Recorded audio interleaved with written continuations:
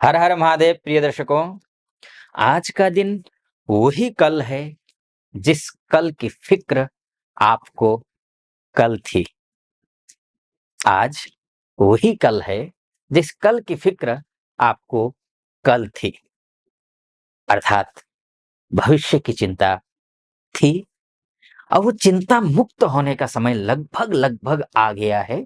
अगस्त का महीना आपके लिए नक्षत्र आधारित ज्योतिष गणना के अनुसार शुभ है। क्या क्या शुभ है, किन किन क्षेत्रों में आपको सफलता मिलेगी और किन चीजों में आपको सावधानी बरतनी है, डिटेल में चर्चा करेंगे। बात मेष राशि की होगी। मेष राशि वालों के लिए आपके जो स्वामी है वो मंगल है, और मंगल ये पूरे अगस्त के महीने में दो नक्षत्र में गोचर करेंगे। एक रोहिणी नक्षत्र में 16 अगस्त तक, 16 अगस्त के बाद मृगशिरा नक्षत्र में। और रोहिणी जो नक्षत्र है वो चंद्रमा का नक्षत्र होता है। ये चंद्रमा का, और चंद्रमा कौन है आपके लिए? आपके लिए चंद्रमा है भूमि का ग्रह, आपके लिए चंद्रमा है प्रॉपर्टी का ग्रह, आपके लिए चंद्रमा मातृकारक ग्रह है, चंद्रमा दोस्तों का ग्रह है, चंद्रमा इष्ट मित्र नाते रिश्तों का ग्रह है, चंद्रमा घर का ग्रह है। घर खरीदना चाह रहे हो, बेचना चाह रहे हो, प्रॉपर्टी खरीदना है, प्रॉपर्टी बेचना है आपको, इन सभी क्षेत्रों को देखने के लिए चंद्रमा को देखना जरूरी है आपकी कुंडली के हिसाब से, अर्थात मेष राशि के हिसाब से। और इन्हीं के नक्षत्र में मंगल जाकर के बैठेंगे जो कि आपके राशि के स्वामी हैं। तो इन सभी क्षेत्रों में उसमें लाभ पहुंचाएंगे। जो जो सेक्टर मैंने बताया चंद्रमा से संबंधित, उन सभी क्षेत्रों में सफलता मिलती हुई दिखाई दे रही है। कब तक? 16 अगस्त तक।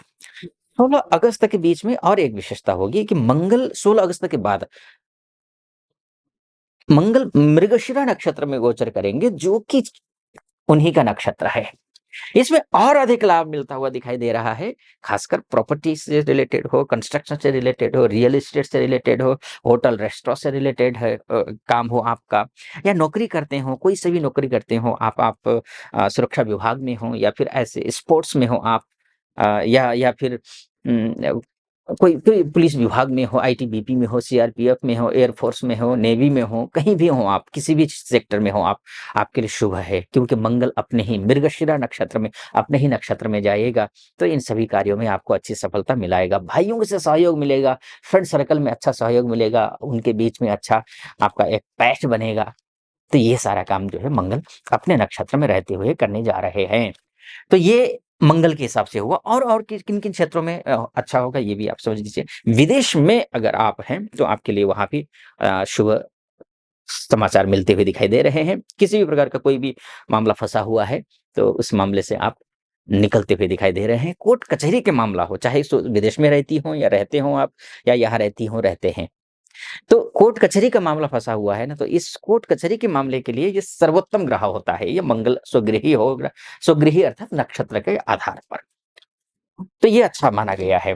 तो कॉन्फिडेंस लेवल बढ़ेगा आपका, एकदम से ओवर कॉन्फिडेंट मत हो जाना, लेकिन क्योंकि सूर्य के, शुक्र के, मंगल के साथ साथ में सूर्य भी देखिए स्वगृही होने जा रहे हैं ना ये।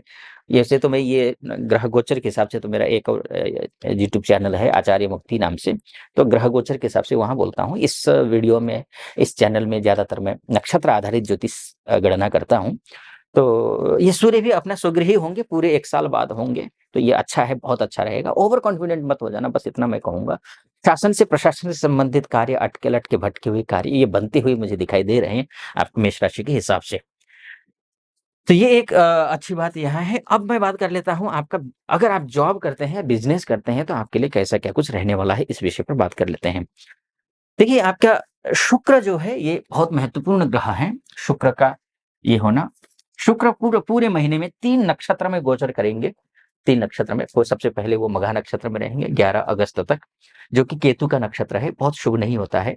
तो आपको कोई भी डिसीजन लेने में हो सकता है कि कन्फ्यूजन हो, आप डबल माइंडेड हो, क्या करें, क्या ना करें, समझ में ना आए काम आपको। तो किसी अच्छे व्यक्ति से, या जो जो उस फील्ड के, जिस फील्ड में आप कार्य कर रहे हैं, उस फील्ड के महारथी जो हों, समझदार हों, पढ़े लिखे हों, ऐसे व्यक्ति से सलाह लीजिए, उसके बाद फिर काम कीजिए, कोई निर्णय लीजिए। लेकिन निर्णय खुद लेना है, सलाह सबसे लेनी है, निर्णय खुद लेना है। ये आपको करना है। तो ये है, लेकिन 11 अगस्त से लेकर के 22 अगस्त के बीच में शुक्र अपने ही नक्षत्र पूर्वा फाल्गुनी नक्षत्र में रहेंगे। बहुत शानदार है, बहुत ही अच्छा रहेगा। बेधड़क होकर के जो है ना काम कीजिए, आपके लिए शुभ है, अच्छा रहने वाला है। किन-किन क्षेत्रों में अच्छा रहेगा? प्रॉपर्टी से संबंधित हो, पैतृक संपत्ति से संबंधित ग्रह भी ये शुक्र ही बनता है आपके लिए। और पति-पत्नी के बीच में रिश्ते खराब अगर हों, तो रिश्ते अच्छे हो जाएँगे। तो ये यहाँ पर दिखाई दे रहा है। और शादी करना है आपको, तो शादी करते हुए भी जो है अब वर या वधू की तलाश कर रहे हैं, तो आपको वर या वधू की तलाश पूरी होती हुई भी दिखाई दे रही है।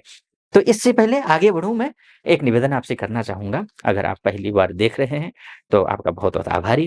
अगर आप देखते ही आए हैं, मुझे फ़ॉलो करते हैं आप, तो इसके लिए भी आपका बहुत आभारी।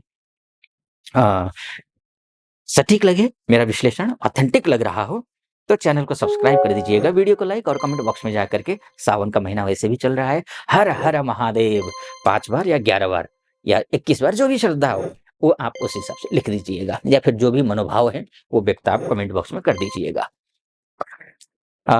इसके बाद आता हूँ मैं, ये शुक्र की बात हुई हमारी, शुक्र की बात होने को हाँ, इतना ज़रूर मैं बोलूँगा, अपनी वाणी पर बहुत ही संयम रखना है, मधुर वाणी होनी चाहिए। इस बात का ध्यान रखना है आपको, अन्यथा शुक्र जो है वो मार्केश भी बन जाता है, क्योंकि अब ये 24 अब अगस्त के बाद ये नीच के भी होंगे, तो आपको विशेष ध्यान रखना है, वाणी पर संयम रखना है। ऐसे लोग टकराएँगे जो जिह्वाग्रे तिष्ठति मधु वाले लोग, हृदि हलाहलम विषम, मतलब जो है जिह्वा में जो है अ, अमृत मीठापन होता है, और अंदर हृदय में वो ज़हर, हलाहल ज़हर, वो ऐसे लोग टकराएँगे। तो ना ऐसे लोगों की बातों में आनी है, ना आपको ऐसा कोई कड़वा शब्द बोलना है, कटु वचन नहीं बोलना है अर्थात। ठीक, अब मैं आता हूँ दूसरे पक्ष में। अगर आपने लोन लिया हुआ है या फिर लोन लेना चाहते हैं, किसी से भी, चाहे बैंक से लोन लेना हो, चाहे आपको किसी पर्सनल लोन लेना चाह रहे हों, तो आपको अच्छी सफलता मिलती हुई दिखाई दे रही है। कारण क्या है कि आपका बुध जो है वो 22 अगस्त तक ये मघा नक्षत्र में है, अर्थात मघा नक्षत्र केतु का नक्षत्र होता है। क्योंकि बहुत अच्छा होता नहीं है केतु और बुध के नक्षत्र में जाकर के बैठे। लेकिन ग्रह गोचर के हिसाब से केतु जो है वो कन्या राशि में बैठा हुआ है। तो कन्या राशि किसकी राशि है? वो बुध की राशि है। अर्थात बुध केतु के नक्षत्र में और केतु बुध की राशि में, तो बिगाड़ेगा नहीं। तो लोन इत्यादि आप अगर लोन मुक्त होना चाह रहे हैं, प्रयास कर रहे हैं, तो संभव दिख रहा है, और लोन लेना भी है तो भी आपके लिए संभव दिख रहा है। तो ये है, मोटा-मोटे तौर पर है ये विस्तार से नहीं है, और आपकी कुंडली ही आपका डीएनए है। ये 100% सटीक बैठ रहा है, ये भी मैं दावा नहीं करूँगा। तो आप विस्तार से कुंडली के बारे में जानना चाहते हैं, क्योंकि आपकी कुंडली देख कर के ही आपका बिल्कुल भविष्य के बारे में बताया जा सकता है। कहाँ के कौन-सा ग्रह कहाँ बैठा है, किस दशा, कैसी दशा, दशांश क्या है, नवांश क्या है, त्रिंशांश क्या है, इन सबको देख कर के तो विस्तार से चर्चा करना चाहते हैं अपनी कुंडली के बारे में, तो नीचे नंबर है, उस नंबर पे कॉल कीजिए, हमारे प्रतिनिधि से बात कीजिए, प्रतिनिधि से बात करके मुझसे ज्योतिषीय कंसल्टेशन लेने के लिए अपॉइंटमेंट ले लीजिए। तो निर्धारित तिथि पर बात होगी फिर। आपको महादेव की कृपा बनी रहे आप पर, ऐसी मेरी कामना। सटीक लगा हो तो चैनल को सब्सक्राइब, लाइक और कमेंट कर दीजिएगा। फिलहाल अनुमति चाहूँगा। हर हर महादेव।